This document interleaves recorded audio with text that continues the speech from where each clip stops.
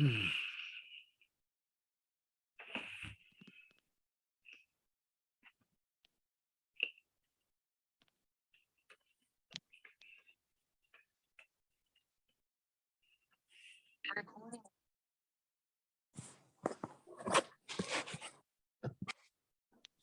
we go. I just asked you to start your video so that you could start it if you wanted to. There you are. Hi. Hi. Hi. No, we made it. Hello. Good back.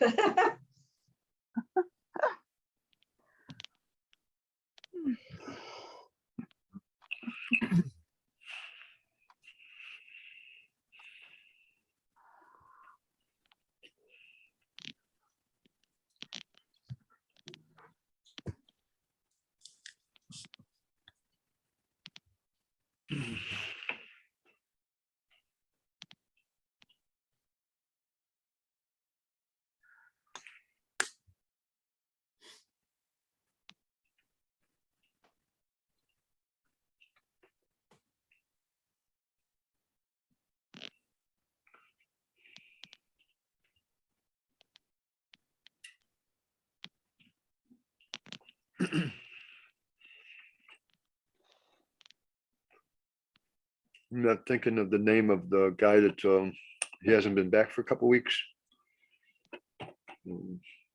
But he was coming real regular. Oh, Paul? Anybody remember it? Paul, yeah. Paul, yeah. Yeah, I hope he's didn't think he was creating a problem or something. But, or that his path is somewhere else or something.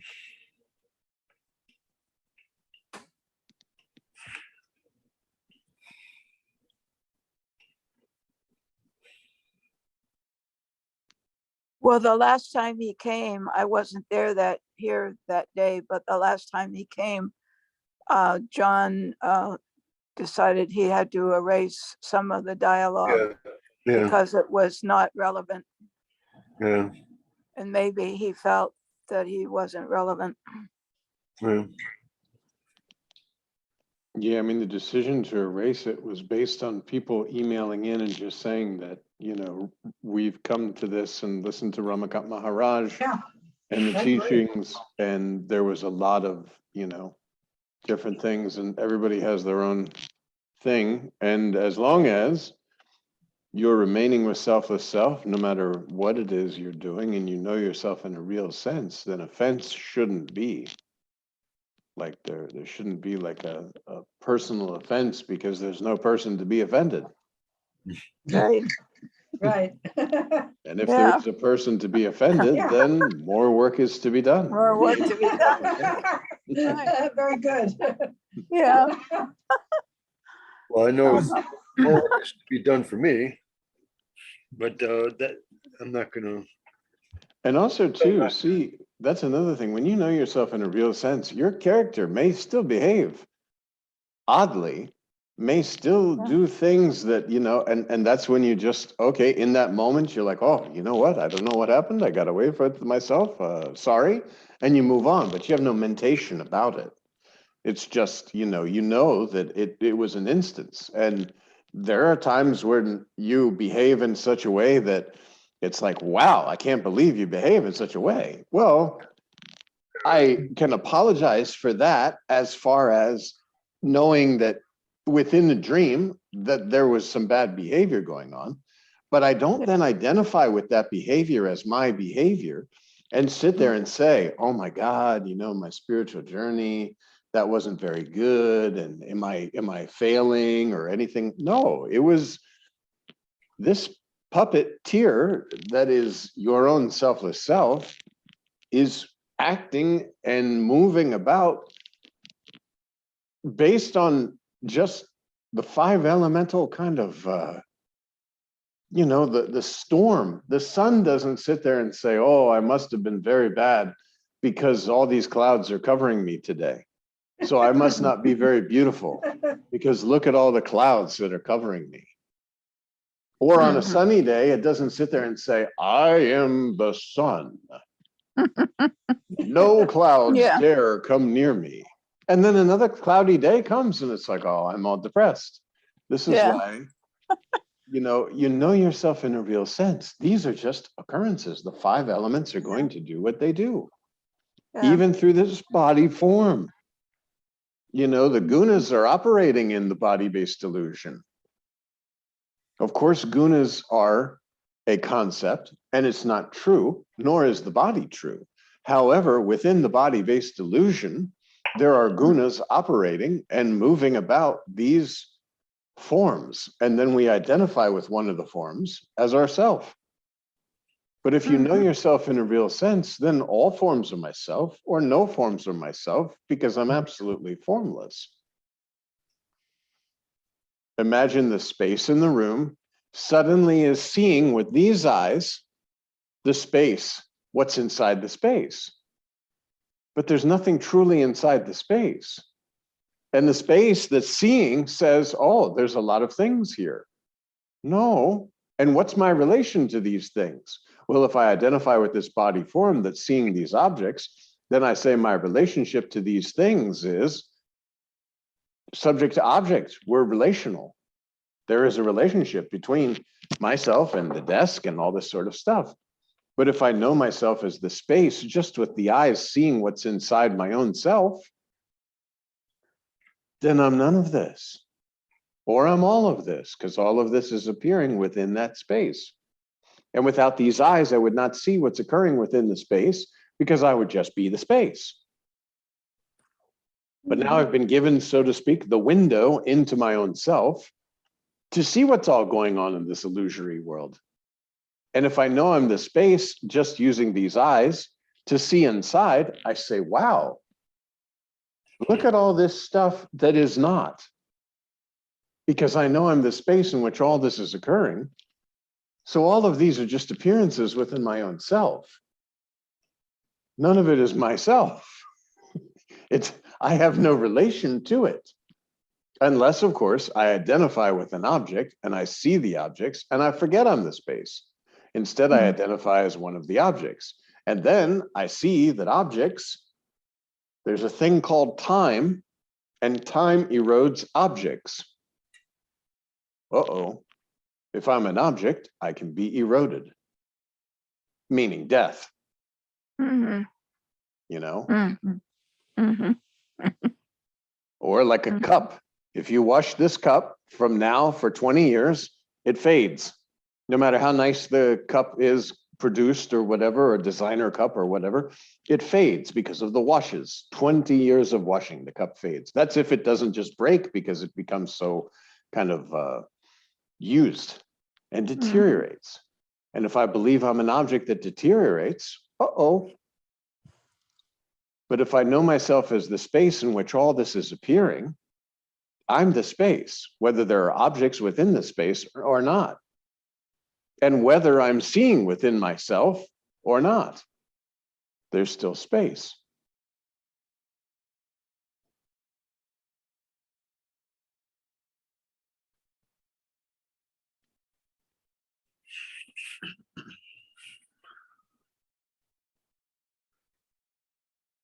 Even though I don't know myself as formless all of that often. It only takes one time. Once you know yourself as formless, then you just say, oh, I'm formless.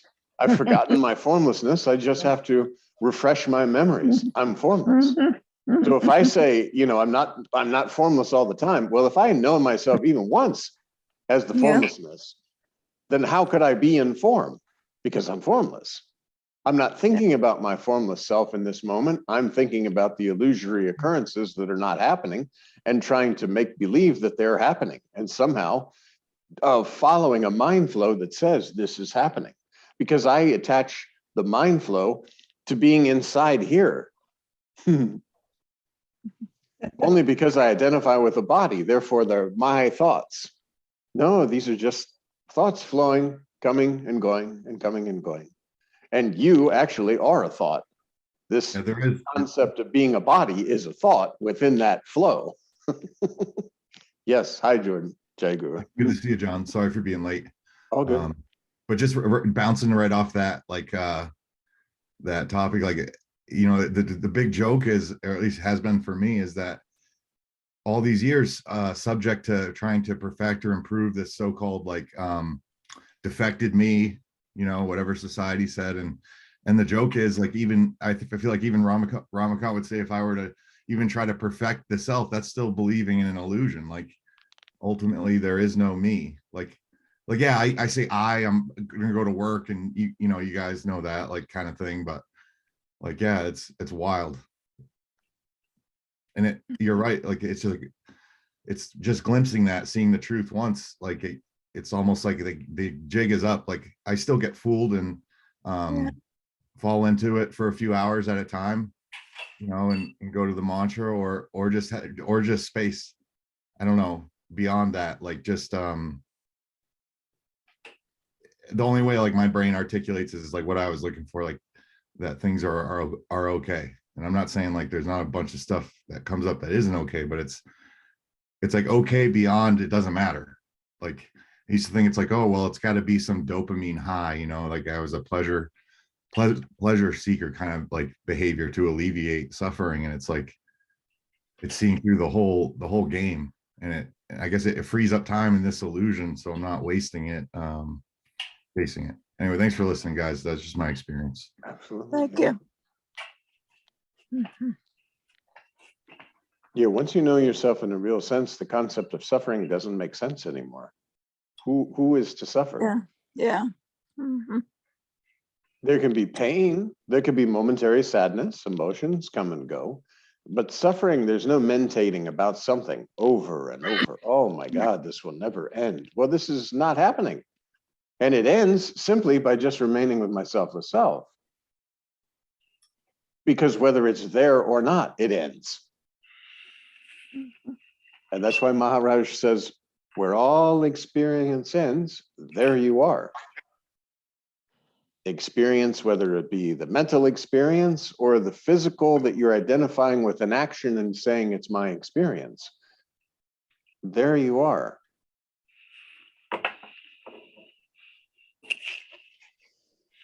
You just remain with your selfless self.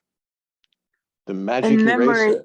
yeah, and memory is irrelevant too, because it was part of your believing you were a body and you were having experiences. And when you know you're not a body, there's no reason to have any charge or any interest in a lot of the memory of that separate self, when you know that that was an illusion.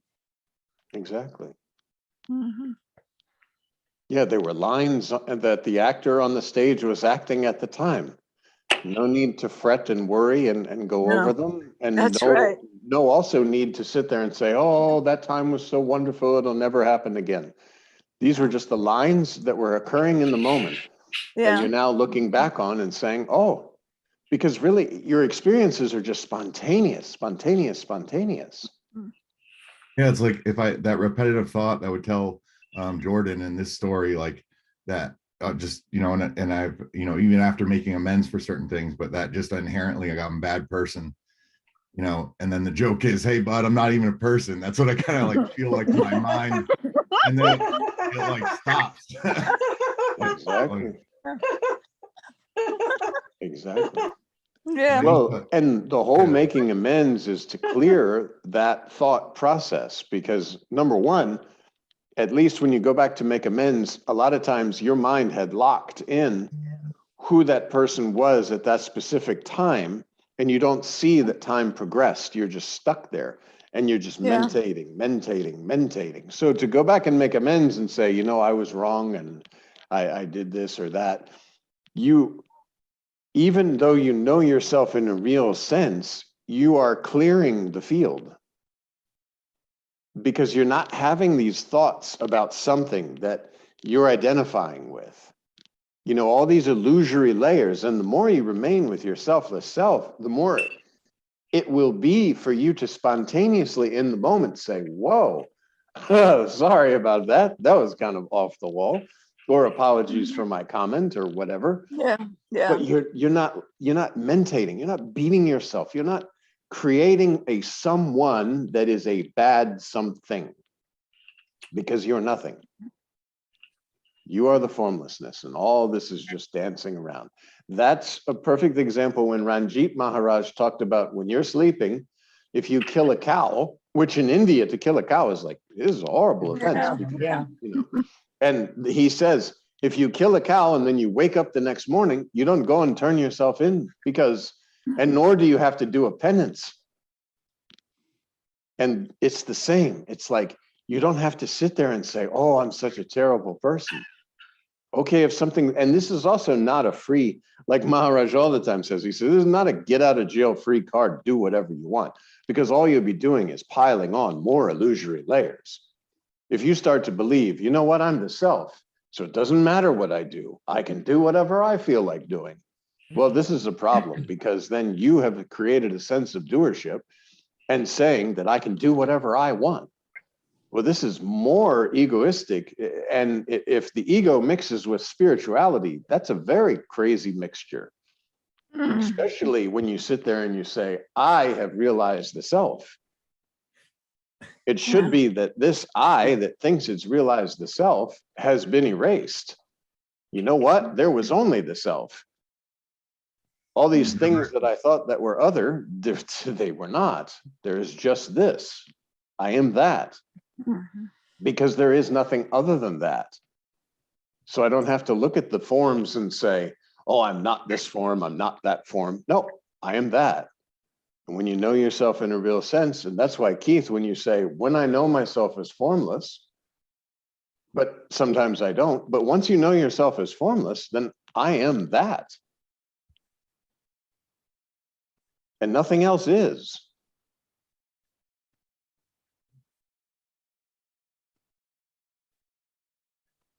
That's why that saying, Tatvama say, you are that. There is nothing else. Ah, you got the, there you go. This one's I am that, and that's you are that. There you go. Oh, really? That's cool. And that is all there is. That's all there is. I need a lot of reminders. Indeed. Yeah. That's the cheat sheet.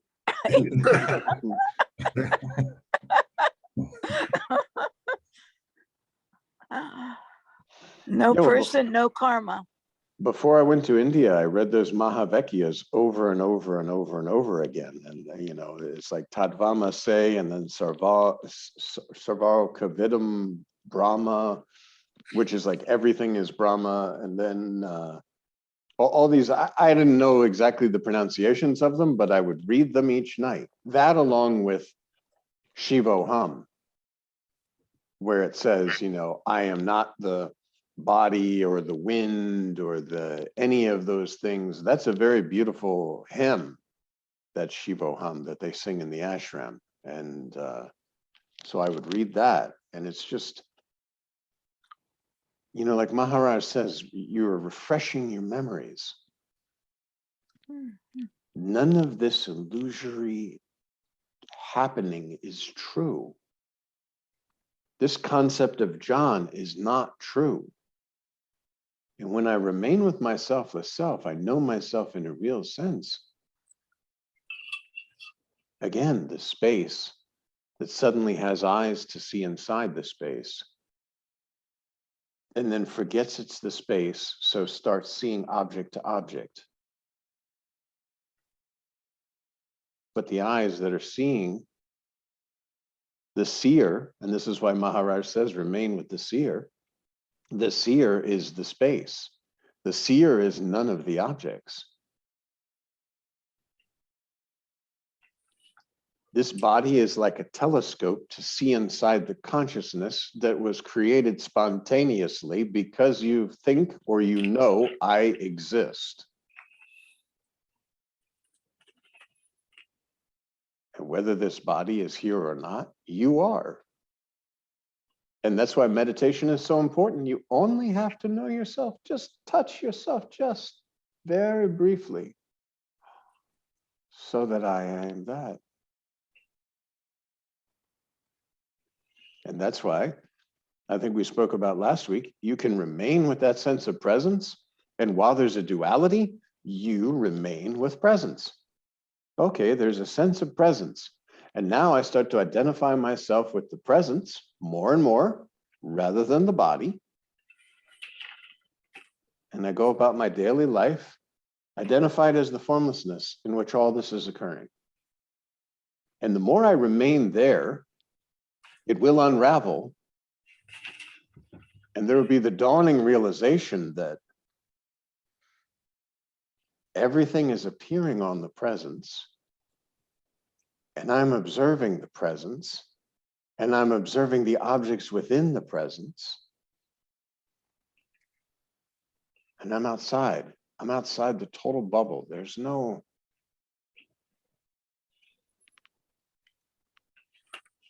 way I can be in that bubble. There's no way I can be one specific object. There's no way I can be how. Like,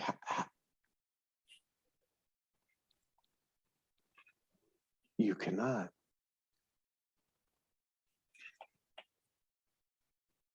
And now there's no concepts because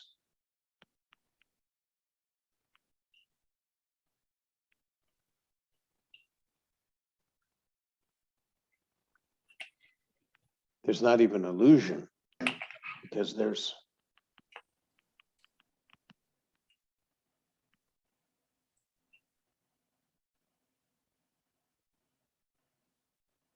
body falls, and I'm no longer knowing this.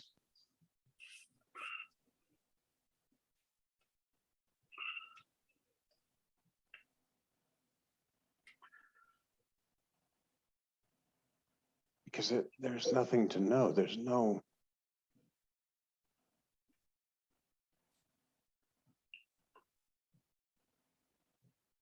you just remain.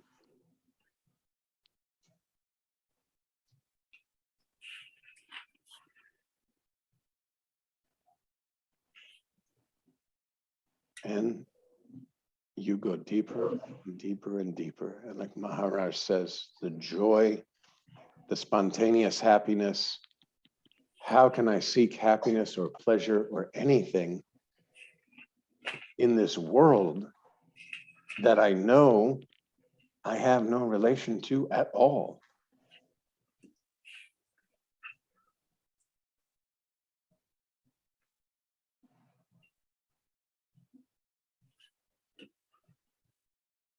There's no birth, no death.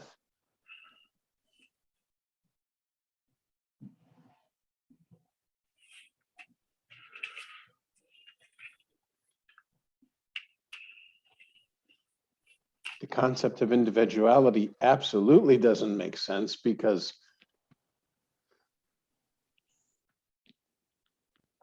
the same as saying if you look in the mirror, you have a twin. You say, oh, look, there's my twin. Oh, look, my twin's waving at me now. Like, oh, my twin is smiling at me now. Oh, hello, twin. Hello. What's your name? Oh, I can't hear you. Yeah, I know. Oh, you can't hear me either? You know, it's like it's a reflection.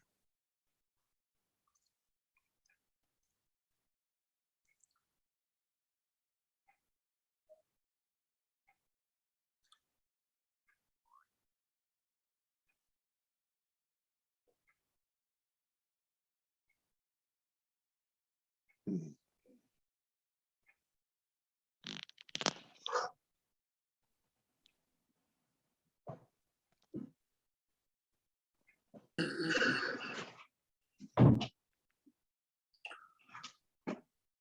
So you mean like, okay, when you think you're a body, you see your reflection in the mirror and you know it's not, it can't really respond to you. I guess It's not you, yeah. even though it may appear to be. And then from the position of knowing you're not a body, you would look at the body at the same way, I guess. Exactly. It's just, it's an appearance, but it's not me. There's no world. Just like when you look in the mirror and you're waving and, oh, here's this guy waving at me. And I wonder if his world is better than my world. Because look, it's an appearance that appears to be something.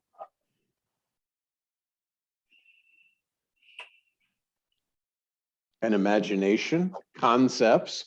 I can sit there and say, well, the man in the mirror, he's having a good day.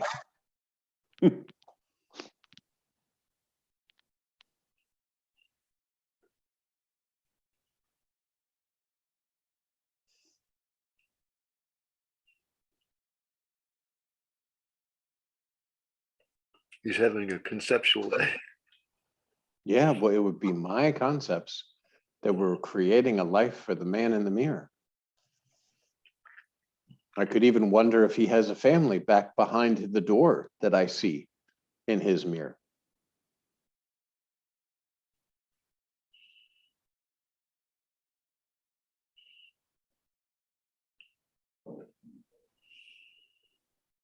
And that's Nisargadatta Maharaj uses the example, instead of the mirror, the moon that's on the lake. You're seeing the lake. You're not seeing lake. You're seeing the lake. That's the truth. But you're seeing the moon and the stars and everything, and it looks like two skies. You could say, oh, look, I can touch the moon.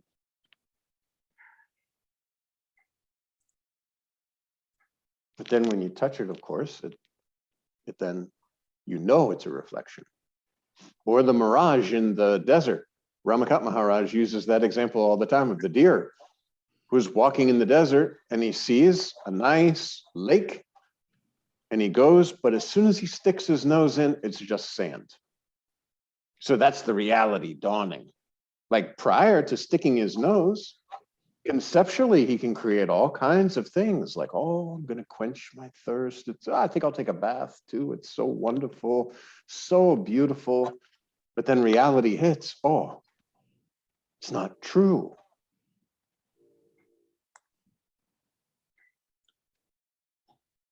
And if he's stubborn, like some spiritual seekers, then he'll say, well, this portion that I stuck my nose in was just sand. But over here, that's where the water is. I just lost my bearings a little bit.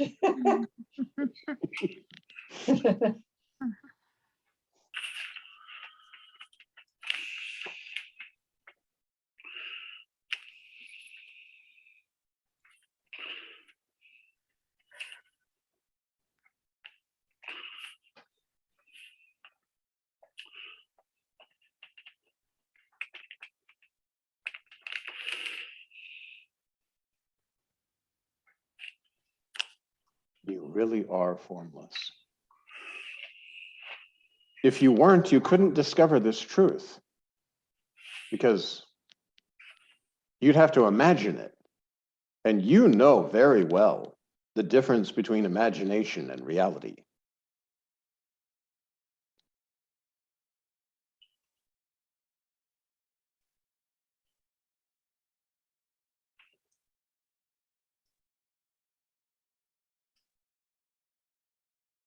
And as you said again, Keith, oh, you know, there are times when I know myself as formless and then I don't. But now that I know myself as formless, I never forget this. I am formless. I have to refresh my memories. If I get lost in the illusion, this is possible. Just like they talk about the chariot of thoughts. And if I let those horses, you know, if I'm trotting and the horses are doing good and the wagon is moving in one direction, okay, everything's fine. But if I let those horses really start to pull, and then before you know it, they're running and the chariot is flopping and I'm falling off and they're just running away, these are the thoughts. I get carried away with the thoughts about the illusion, believing that they're real, and I go further and further away from my selfless self, which is not actually true. I'm just covering with layers of illusion. I never go away from myself. And that's why refreshing your memories, remaining with your selfless self, using mantra, and why Balsam Maharaj said bhajans 3 times a day, to keep you in that spiritual atmosphere, to keep you refreshed, constantly checking in with yourself.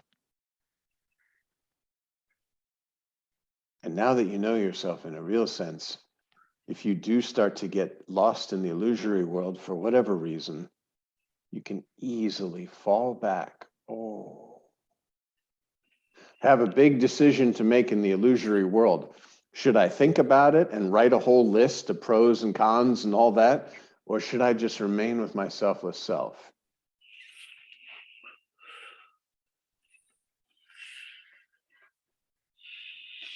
And now that I remain with my selfless self, most likely the spontaneous action in the moment will just flow. There'll no longer be, oh, this very heavy decision. And if I do this, it's going to happen this way. And if I do that, it's going to happen this way. And if I do that, and then the mind, it's like you're pumping up a tire with this mind. You're like, oh yes, pump, pump, pump, more thought. Let's think about this. Let's think about that. Let's identify with all these thoughts. Let's erase everything. And then, oh, if I just remain with myself as self,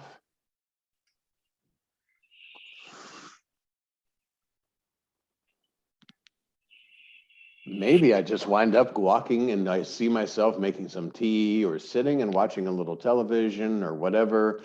And then I come back and, oh, okay, that thing is done. That's the beauty of being nobody.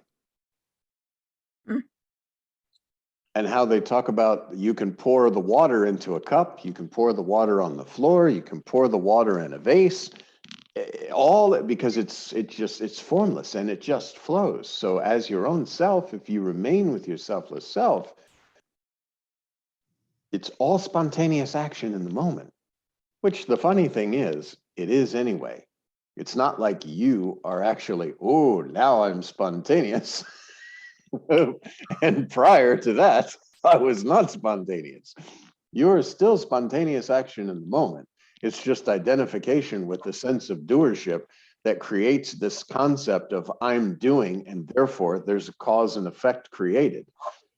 But the truth is, it's all spontaneous action anyway, because you're not an actor. And there's no deed, no doer. It's only the concept of a doer that creates this causality.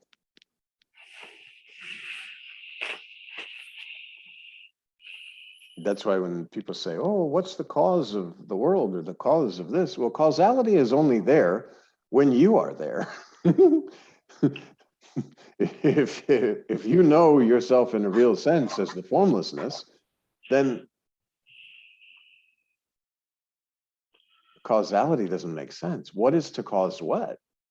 And then you could say everything is the cause of everything because I know myself and this sense of existence, that is the cause of the entire universe. Just as when I go to sleep and I'm sleeping and I'm in kind of a deep sleep, I have no knowing, no knowingness, no body, no mind, no ego, no intellect, nothing is there prior to beingness type state. Then suddenly there's a sense of existence. Boom. A dream world explodes onto the scene. The cause of the dream world is I know my sense of existence. I exist. The cause of the waking dream world is there's a sense of existence. I exist. And that's not the individual. That's you are. You, the formlessness, have a sense of existence because suddenly there's the space in the room has eyes and sees that there are objects. Look at all these things.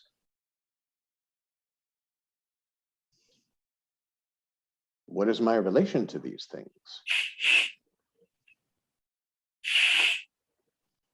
If I don't know myself, my relation to these things is I'm a thing and there are other things. If I know myself, these eyes are seeing inside myself all these things But these things cannot be true because they're appearing within the space.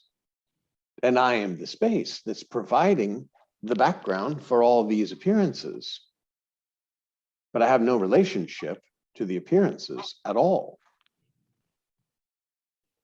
And yet you could say, I am in everything, because without the space, without the background, without the sense of existence, nothing is, nothing could be.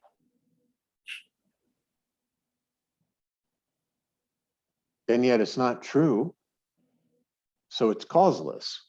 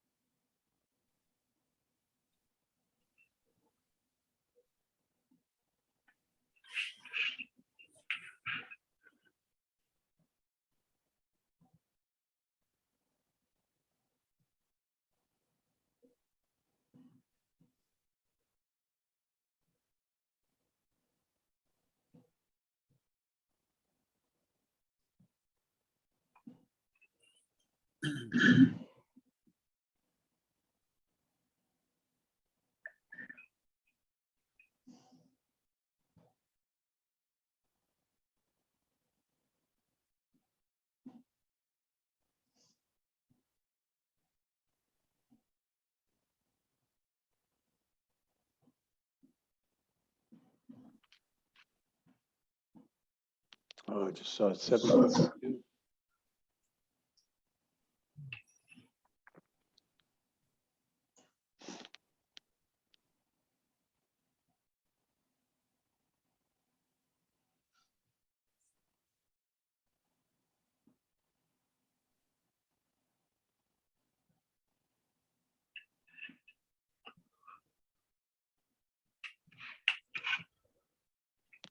Wonder why it feels so joyful sometimes when I'm loosening away from the ordinary mind. It feels like really I don't like really good or joyful or something. Yeah, there's no disturbance. Like Sri Ramakant Maharaj says, you are disturbing the peace. This concept of you and living a life and all the worries of this person that I am not. And I think in Selfless Self, it says, you know, you're worried about illusory enemies and illusory problems that are not happening. But I guess I'm still identifying with the joy to some degree. This is okay, because you are that. All happiness is your own self. You don't seek happiness outside yourself because you are the fountain of happiness. You are what puts the touch of happiness, like Tinkerbell, that they sprinkle the little pixie dust. You are what puts happiness in happiness. You are the source of happiness. You don't need to bring it in from outside. But why is it happiness instead of negativity? I don't know why. Because it's nothing. It's a no disturbance. Serenity, peace of mind, so to speak, but without mind. It's like, it's true peace. Or if you want to say silence, without the concept of silence. Peace without the concept of peace. Bliss without the concept of bliss. Formlessness that has no attributes and therefore nothing added to.